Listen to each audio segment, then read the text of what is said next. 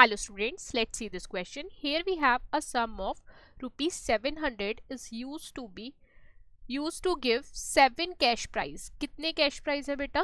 7 cash prize है to a student of a school for their overall academic performance.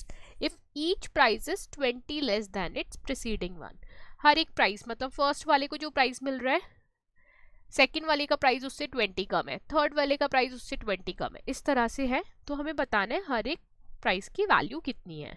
ठीक है, तो इसका बेटा जो सम हमें गिवन है एस ऑफ 7 टर्म्स है ना, क्योंकि टोटल कितने प्राइजेस हैं 700। ठीक है, अगर हम बात करें किस तरह से होगा बेटा, फर्स्ट अगर है ए तो सेकंड हो जाएगा a माइनस 20 है ना, थर्ड हो जाएगा a माइनस 40, इस तरह से चलेगा। ठीक है, तो s ऑफ 7 हमें गिवन है 700।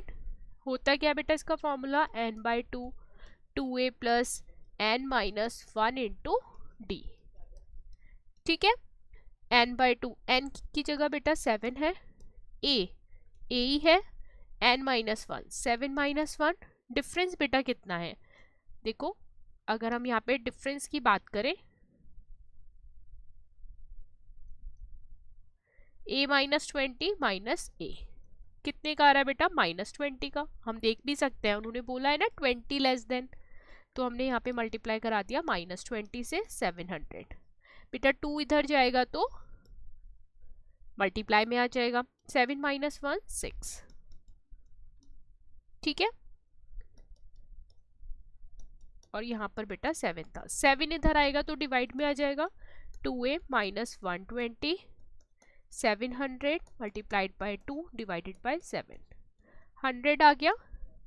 2a माइनस 120, 100 इंटू 2 बेटा 200, 2a is equals to 200 plus 120, तो a कितना आ जाएगा 320 बाय 2, मतलब बेटा कितना आ गया 160।